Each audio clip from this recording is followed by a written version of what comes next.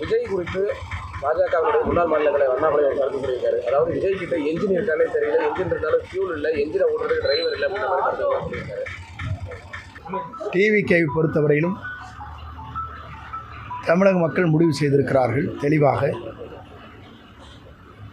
2 இயக்கங்களே இந்த நாட்டை ஆள வேண்டுமா, புதிதாக ஒருவர் தோன்ற வேண்டும் என்ற எண்ணங்களோடு தான்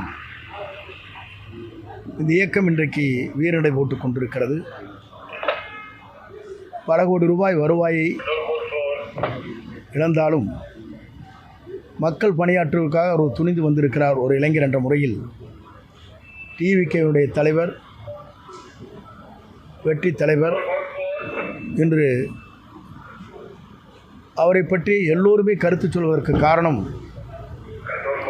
எல்லோருக்கும் பயம் என்ற அச்சம் இருக்கிறது.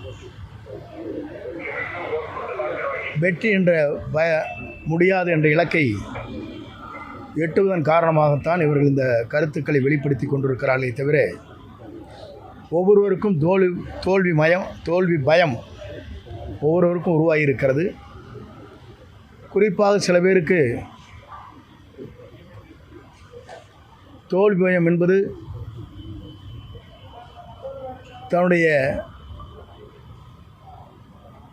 இடத்தில் வெற்றி பெற இயலாது என்ற முறையிலே தான் ஒவ்வொரு இயக்கங்களும் தங்களுடைய கருத்துக்களை பற்றிக்கு பரிமாறிக்கொண்டிருக்கிறார்கள்.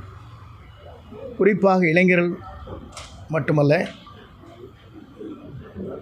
வெளிநாடுகளில் இருக்கின்ற தமிழர்கள் அத்தனை பேரும்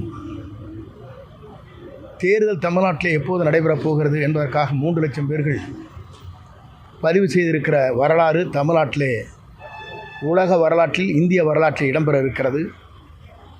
ஆகிய ஒரு புதிய தலைமை தமிழகத்தை ஆள வேண்டும், அதுவும் நம்முடைய வெற்றி கழகத்துடைய தலைவர் ஆள வேண்டும் என்ற நோக்கம் புதிதாக வாக்களிக்கின்ற ஒவ்வொருவருடைய எண்ணங்களிலும் இருக்கிறது. 35 வயதுக்கு கீழே இருக்கிற அத்தனை பேருடைய ஒருமித்த கருத்தாக இது பிரதிபலித்து கொண்டிருக்கிறது.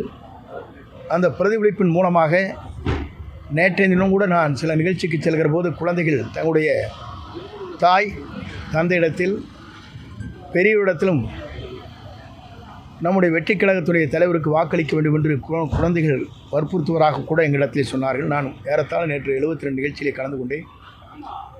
வெற்றி என்பது மக்கள் சக்தியால் யாராலும் தடுக்க இயலாது. அவர்தான் 2026 தமிழ்நாட்டுடைய முதலமைச்சராக வருவார். 234 முதல் அவர் வெற்றி பெறுவார் என்பதை நான் மகிழ்ச்சியோடு தெரிவித்துக் கொள்கிறேன். காரணம் அவருடைய தோல்வி பயம். அவர்களை பொறுத்தவரையில் உங்களுக்கு நன்றாக தெரியும், தோல்வி பயம் ஏற்பட்டால் மட்டும்தான் இதுபோன்ற கருத்துக்களை பல பேர் பரிமாறிக்கொண்டிருக்கிறார்கள். வெற்றி பெற வேண்டும் என்று சொன்னால் நேரடியாக திமுகவிடத்திலே பேச வேண்டும் என்பதை டீமாக யார் செயல்படுகிறார் என்பதை நாட்டு மக்கள் தெரிந்து கொண்டிருக்கிறார்கள்.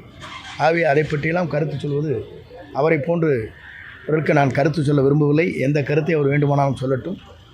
ஆனால் தோல்வி பயம் என்பது அவருக்கு ஏற்பட்ட காரணத்தின் அடிப்படையிலே தான் இதுபோன்ற கருத்துக்களை வெளிப்படுத்தி கொண்டிருக்கிறார்களே தவிர, இன்று பார்க்கின்ற போது உங்களுக்கு தெரியும், ஒவ்வொரு நாளைக்கு ஒரு தேர்தல் அறிக்கை என்பது மொத்தமாக கொடுக்கப்பட வேண்டியது.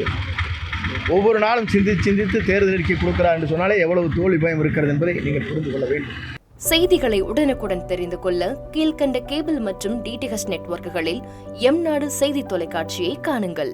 பாதகம் செய்பவரை கண்டால் நாம் பயம் கொள்ளலாகாது பாப்பா. மோதி மிதித்து விடு பாப்பா, அவர் முகத்தில் உமிழ்ந்து விடு பாப்பா. அண்மை செய்திகளை உடனுக்குடன் தெரிந்து கொள்ள இணைந்திருங்கள் எம்நாடு தொலைக்காட்சியுடன்.